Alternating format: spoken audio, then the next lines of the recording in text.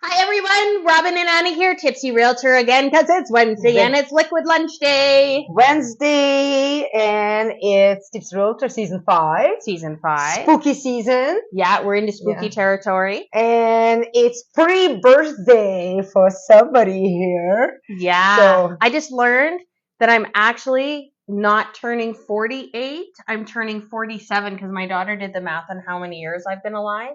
okay. And I was like, no way! I totally thought I was turning 48. Oh, so it is 47? It is. I'm turning 47. I gained a year. Oh, okay. So she's actually got younger this year. I know. How exciting is that? It's a celebration in its own.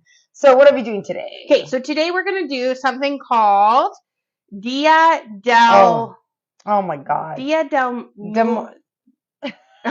I can't remember.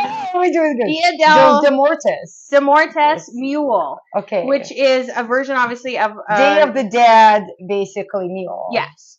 And then we're going to talk about... And you're the one who speaks Spanish. I know, and I actually have a whole thing about the cocktail that I'm going to mention, but anyways. Okay. We're having a day. So, we're doing the mule. We are also going to talk about not knowing or not understanding your real estate contracts. So we're going to talk about that as well. But let's always start with scary stuff. So first of all, we are starting with our copper mugs full of crushed ice. Now, I'll be honest, people don't realize it, but these copper mugs, you can get them. Like I do have some that we obviously got from... oh, did they not pull those out? No, you didn't, but it's okay. These are ones I actually went and I got copper Did you steal this from the restaurant? No, you let me talk. I got these from Value Village, actually. So I like going to Value Village to find cool cups for cocktails. I thought they were so shiny. I know, and that's what I'm saying. Like, if you ever want to kind of grow your cocktail collection, go take a look at Value Village or Goodwill or whatever. They have a lot of pretty cool things there. So anyways, cup full of ice. Now, our recipe... Sorry, let me put the recipe on. So, okay, now here is my educational moment on recipe, is that a lot of people say tequila, and it's actually not, because in Spanish, two L's. Yes, two L's in Spanish are a ya sound, so it's tequila. That's how I say tequila after 3 shots of tequila. Tequila. Okay. So I have taken half of a lime and I've squeezed it into the Moscow Mule mug. Okay, I see. I know, she was like, "Do you need this?" I'm like, "Yes, I need that." Something. So we're squeezing the lime juice into and our she Moscow says, "No, Mule. we're squeezing lime." Because that's half of the lime. Smells amazing. I always into love the lime juice. Freshness. I know, me too. Then it says to do 2 ounces of ginger, or sorry, of tequila. You sure? Tequila. Do you want to check that? I don't know. So of silver tequila.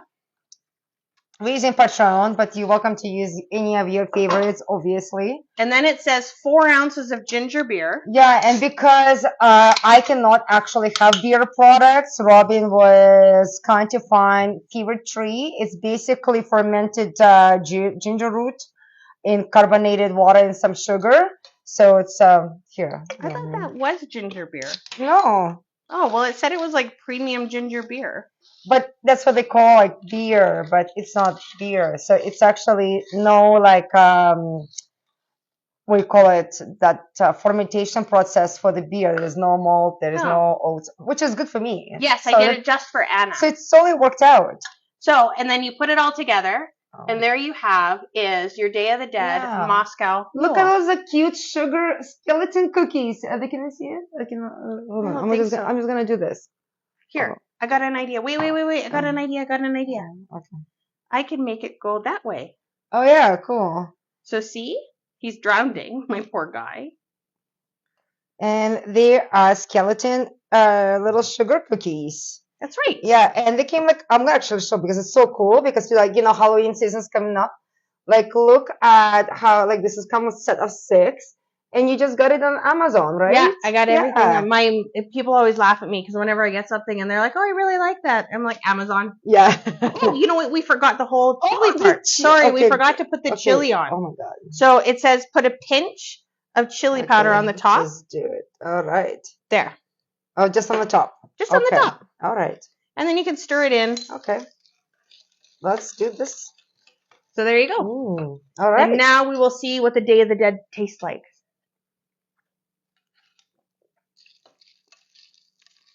It tastes pretty good. Definitely taste the tequila. Mm-hmm. Don't really taste the chili. I could probably do with more chili powder in it. Well, this is ancho, whatever you call it. It's a special chili. It's supposed to be just maybe give a little bit flavor. Maybe we just put it in. Maybe it just needs to like, but it doesn't supposed to be spicy. No. It doesn't supposed to be like spicy. It's supposed to be like picante. Yeah. But yeah, I mean, this thing, I'm gonna try it on its own. Yes, this is definitely less sweet than I tasted before. Okay. It has nice spicy from the ginger root, but this is definitely a toned down, even the ginger taste, Yeah. and not as sweet. But it's quite good. So it's I would say it's more refreshing than spicy.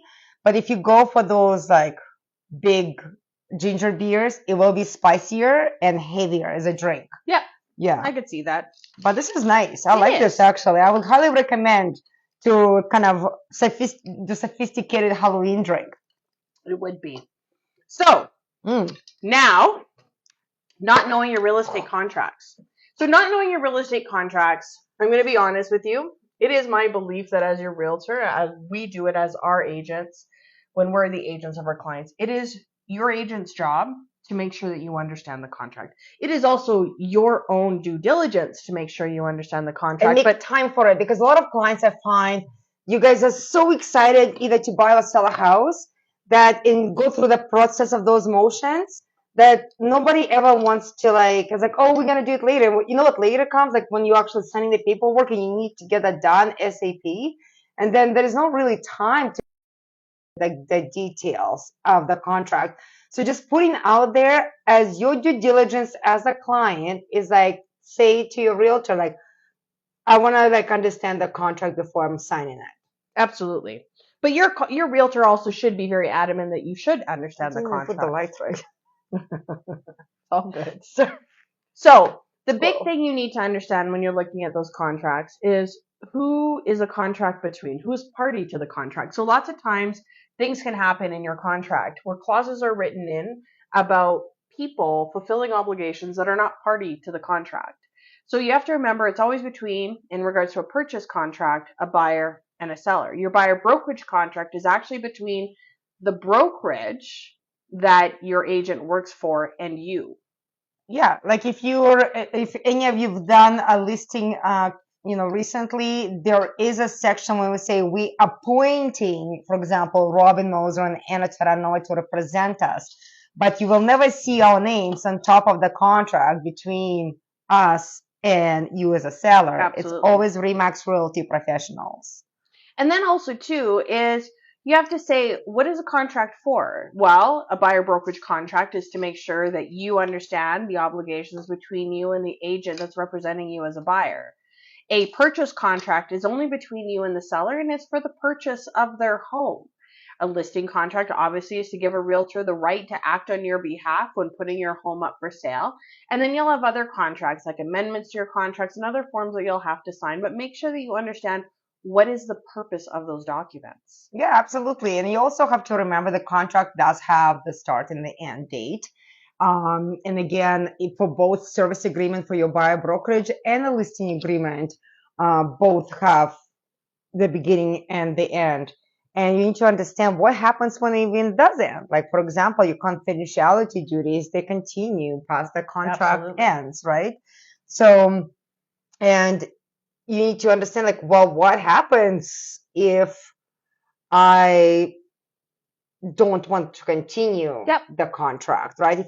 Can I end this early? A lot of people think they can't, but you actually can. Well, and it was funny because actually there was we have Facebook groups, obviously, for realtors that we talk to them, like talk to each other in our own professional industry. It's not open to the public so that we can have industry discussions. And one of the discussions is that I said it was their obligation to explain to their contracts how to end their contracts as much it was their obligation to explain to them how to start them.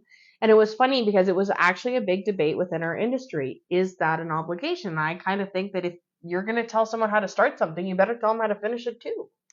My rule, I don't know how about you, like, hey, if you don't want to work with me, Just tell me. yeah, that's will never be a good relationship if the parties don't get along. Yeah. So I always tell my clients, hey, you guys have, you can change your representation at any time, especially if there is not a good match. Sometimes, client and realtor relationship is very much like a relationship. It is. Well, and I Yeah. always joke around with people when we're signing our contracts, and I say, just like I tell my husband, if you don't want to be in a relationship with me, I don't want to be in a relationship with you. There you go. I hope he's not watching. Just Yeah, exactly. So, and also too is what are your and the other party's obligations? So like in a purchase Mm. contract, obviously your obligation is to give them the money on possession day. But what is their obligation? Their obligation is to give you the house in reasonably the same condition as they last saw it. That's something Mhm. you should understand. Also, too, is it's their obligation to provide condominium documents, current and up-to-date real property reports, estoppel certificates if they're required, at the seller's expense. All of those things are their obligation.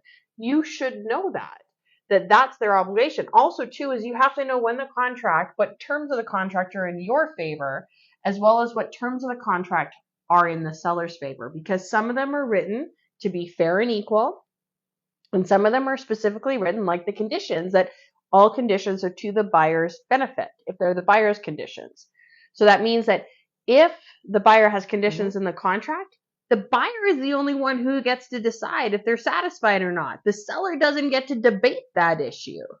Yeah, I want to also point out the obligation just between you as a client and realtor as well, because there are an obligation that if we have a contract to work together, that you're obligated to be a good teammate, right? Yeah, Number exactly. one, and I want to believe that the more honest you are with us, the more helpful we can be, right? Yep. Because here we're not in the position of we're not in a job of judging people. We're in a job helping people. So the more we know, the more we can assist you or with buying or selling process as well.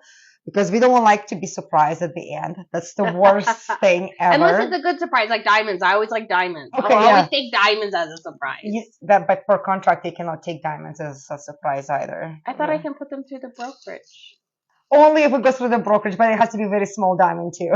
Well, I don't know. I could talk to I, Doug. I, I If think it's a that really large I think diamond, there's a cap on what, but it's just yeah, because we always talk about the realtor has to do this, like we have to disclose information, we have to represent you in your best interest, do all those things.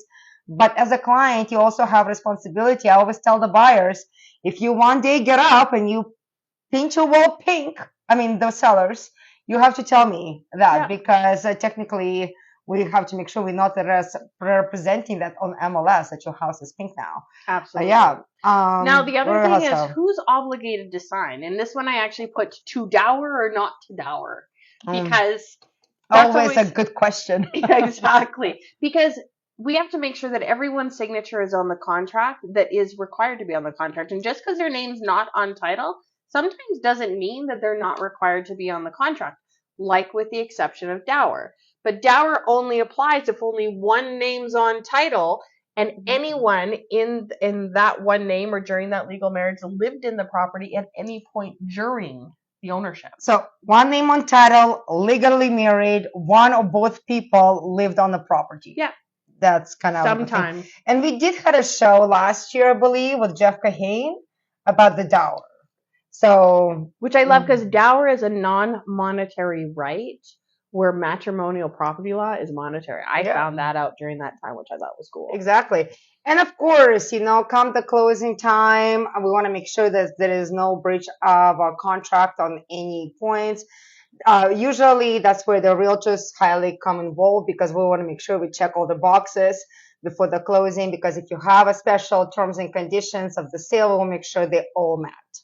And then the other thing you have to look into or And you know. cannot say, "Oh, I changed my mind. I don't want to do this anymore." If it's signed. Wow. If you've removed your conditions, technically you No, can yeah. always do it. It's just you have to be aware of what the ramifications are.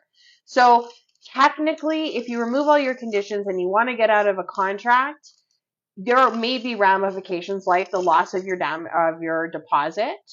The seller may want to sue you as a buyer. If you're the seller getting out of the deal, the buyer may want to sue you. So you have to remember that technically you can do whatever you want, but there may be consequences to your Yeah, behavior. well, I think I was more talking about the terms that have holdbacks. Hold back terms, yeah. Yeah, A term is so a term. yeah, it's a term you agree to do something for another party, and if you don't do it, there's going to be a holdback on the X amount of dollars, and usually goes to the party that negotiated that holdback on Totally. possession day. So sometimes people are like, yeah, no problem, I can do it, and they're like, yeah, I'm not going to do it, and then like I actually decide not even do holdback. It doesn't work that way. Like, it's kind of So make sure those terms are written well because you can get stung on those terms if they're not. And yeah. unfortunately, sometimes there's not very nice people on the other side of your transaction Mm. that will find loopholes to try and make sure that those terms are so that they can be given the money or whatever. So unfortunately, sometimes we have to make sure that we're really, really like forward thinking on how we write those terms in the contract. Even maybe talking I to don't a know if we have a lawyer. show about that, but we should make like a note to talk about the holdbacks, actually. Holdbacks. Season 6. Oh my God, season 6. We're coming up with the topics. By the way, if you guys ever like hear a topic we're talking about and you have more questions, number one, you can comment below.